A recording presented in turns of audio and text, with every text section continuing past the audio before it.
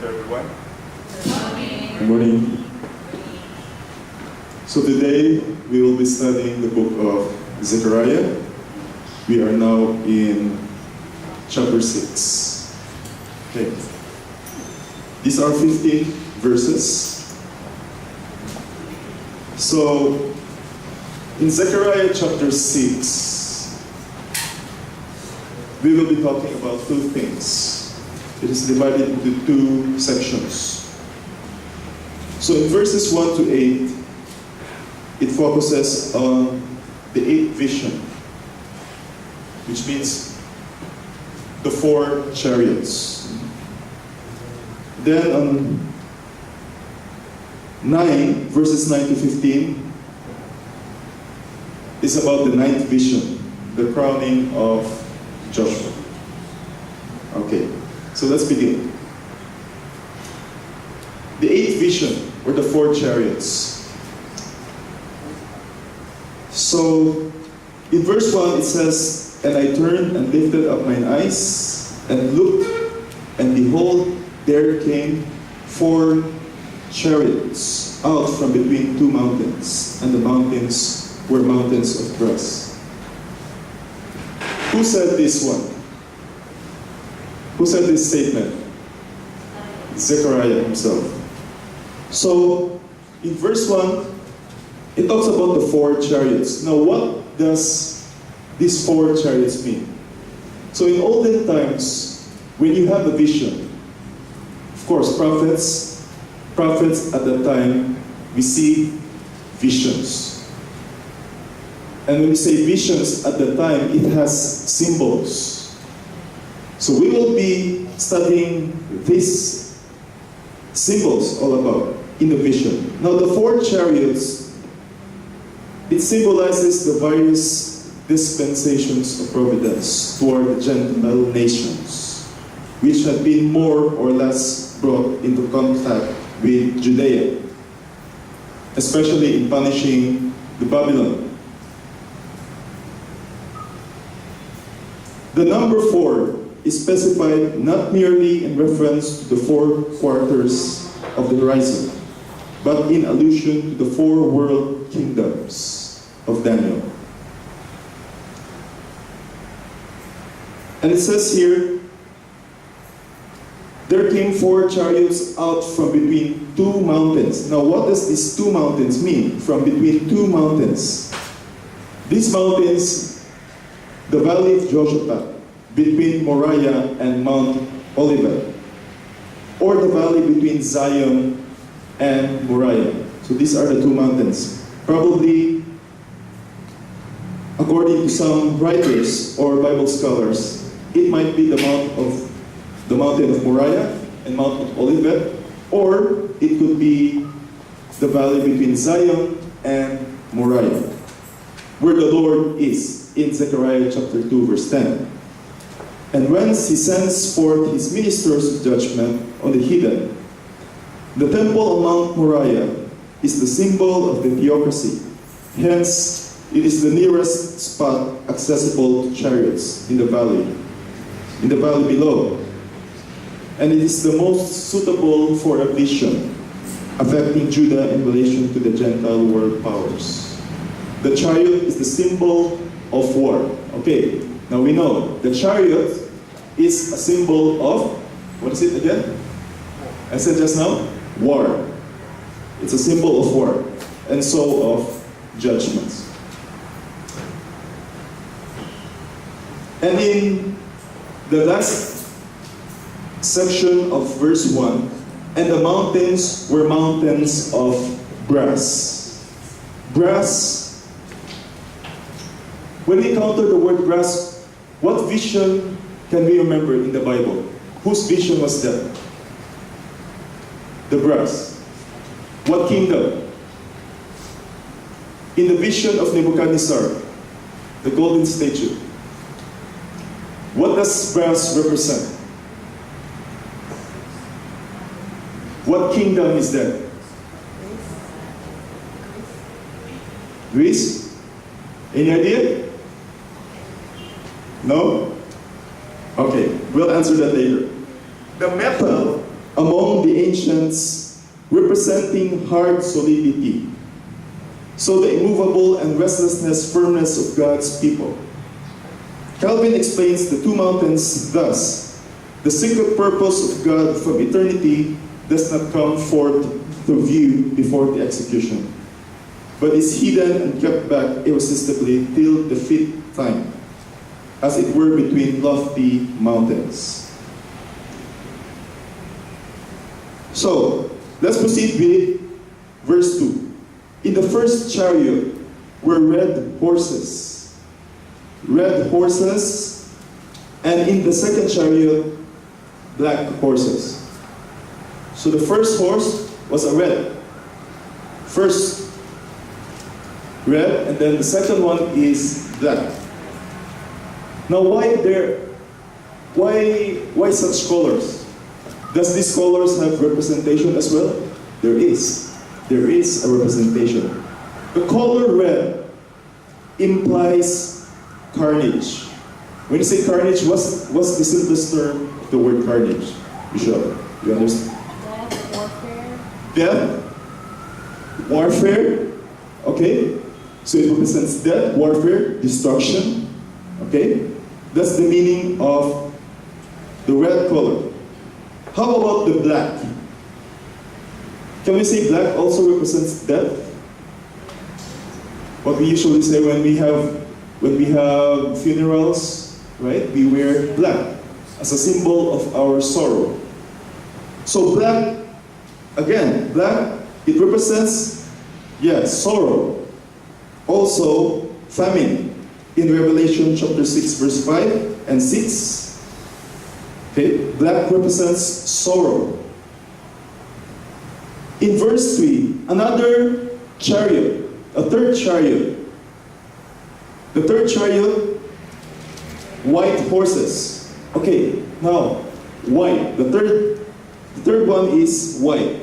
And in the fourth chariot, whistle and bay horses. Probably in other versions, it says pale. It means pale, the fourth chariot. Now the third chariot, white. What does it mean? For us, white, we always connote white as sort of what? It signifies purity, right? Purity or wholeness, cleanness. White, it implies joy and victory. Okay? Joy and victory. The fourth chariot, which is in New King James Version, gristle and bay horses. Gristle. What does it mean? Gristle, it implies a mixed dispensation, meaning partly prosperous, partly adversity, meaning partly 50-50, okay, 50% success or 50% failure. Trials, these are the trials. Well, last Sabbath we talked about trials. Okay, 50% successful. We are in a smoother life, and the 50% meaning we have difficulties, trials, adversities. This is what it means by the color gristle. How about bay? Bay means strong or fleet. So the horses have this epithet whose part it was to walk to and fro through the earth. In verse 4, the prophet humbly and teachably seeks instruction from God. Therefore, seeks not in vain. Now let's proceed to verse 5. And the angel answered and said unto me, These are the four spirits of the heavens, which go forth from standing before the Lord of all the earth. So we have a lot of representation. The four angels, we can also see that somewhere in Revelation, the four angels standing at the four corners of the earth, right? that is found in the book of Revelation. Now, what does the four spirits of the heavens mean? The four spirits of the heavens, these are the heavenly spirits who stand before Jehovah. Okay? Who stand before Jehovah to receive God's commands. In heaven, of which Zion is the counterpart of earth, to execute them on earth in its four various quarters, or the secret impulses of God which emanate from His counsel and providence. The prophet implies that all the revolutions in the world are from the Spirit of God and are, as it were, His messengers or spirits. Now let's proceed to verse 6. The black horses which are therein go forth into the north country. North country. What does this north country mean? So the Babylon quarter specified in particular whence Judah and Israel are hereafter to return to their own land.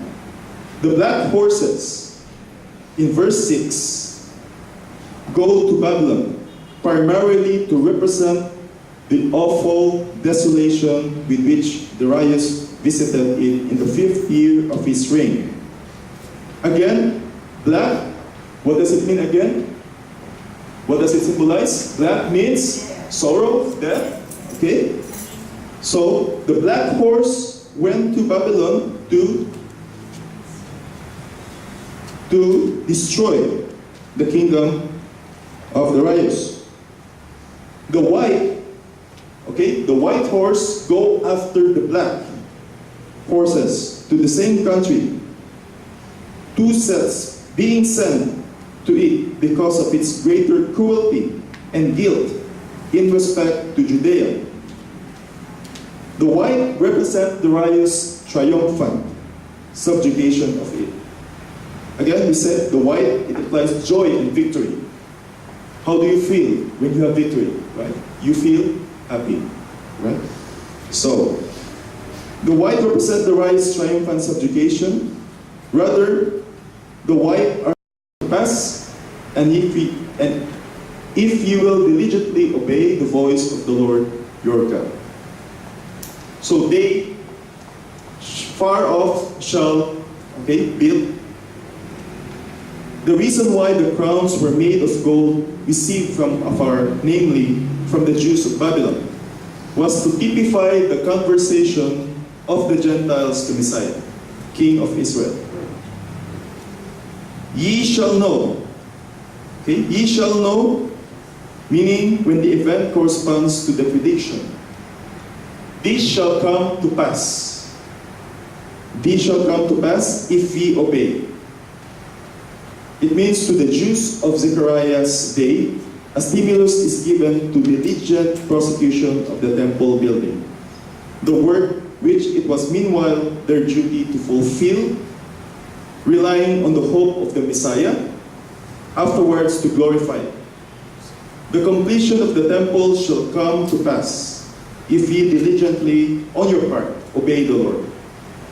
It is not meant that their unbelief could set aside God's gracious purpose as to Messiah's coming, but there is secondarily meant that Messiah's glory as priest king of Israel shall not be manifested to the Jews, till they turn to him with obedience penitence. They meanwhile are cast away branches until they be grafted in again on the branch and their own olive tree.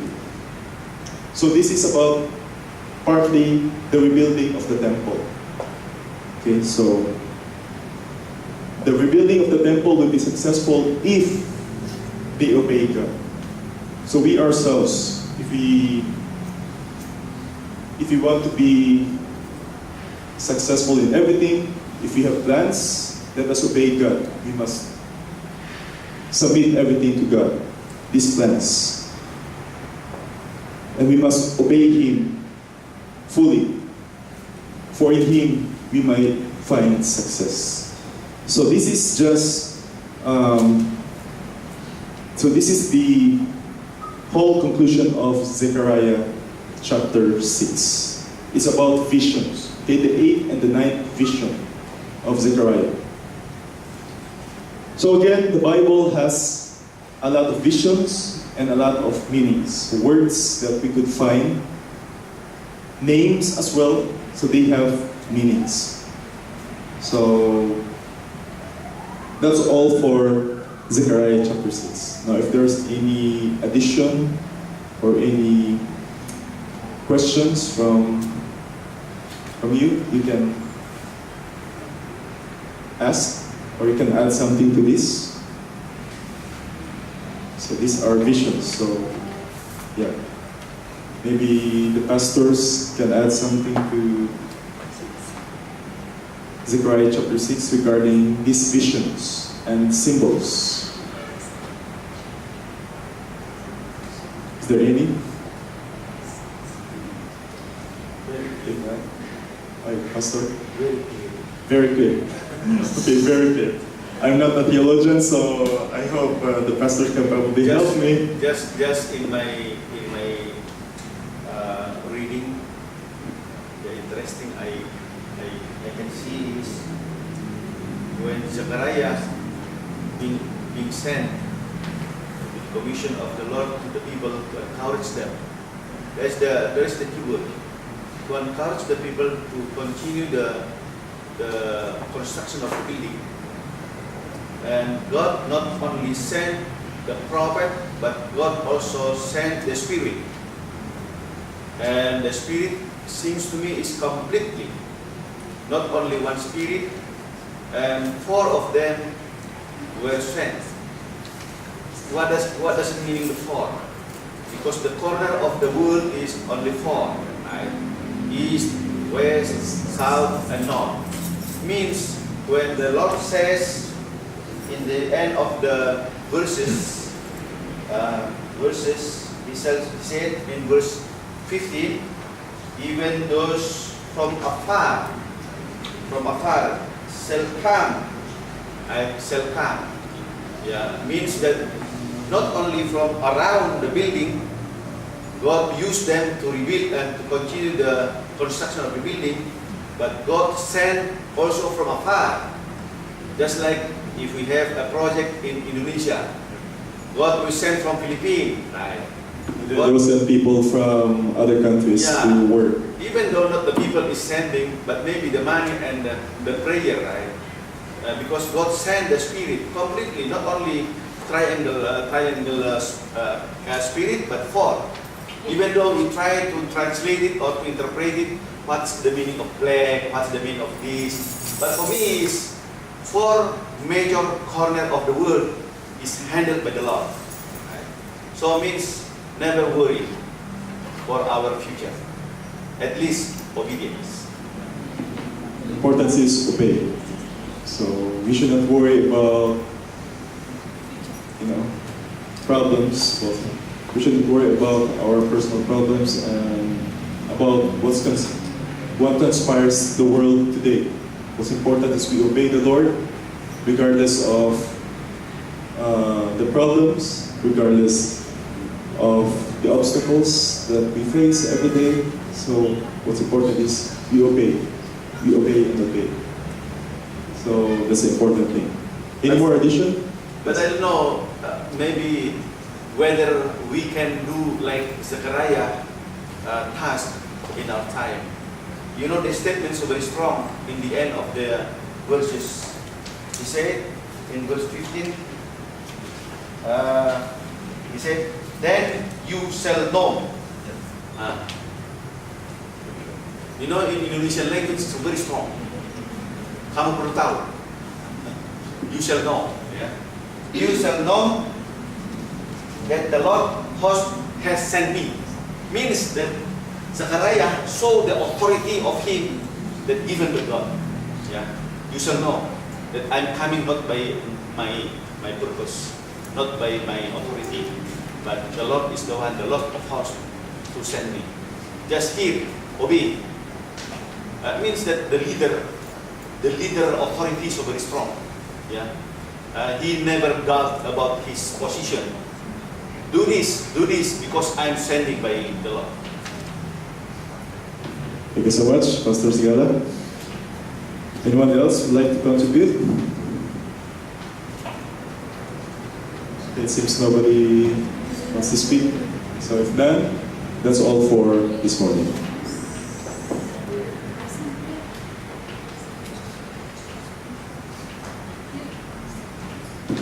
Okay, who would like to lead the closing prayer? Oh, yeah, before that, okay. We have a prayer request. We are October 20, right? October 20? Yeah, okay, October 20. Now 20. Oh. Oh, for the closing prayer, it should be Pastor Mangining Sagala. But he's not here. So probably I will request, okay, something, okay, Mama Rahel. You pray. Okay. Thank you, ma'am. Okay, so the people we should be praying for is Pastor Paulo Sergio. Adra. Yeah. Oh, Pastor Paulo. Yeah. And Mr. B. Tambunan of GCAS. Yes, GCAS. Bowman. Bowman? Yes. Bowman Tambunan. Okay. So, any more prayer requests from the audience? We pray, I heard the English club movement is running well. We pray for this activity. Oh, the English program. Oh, yes. Yes, so that Oh, the English. spirit of all of you as the missionary really implement that, right? Yes, yes.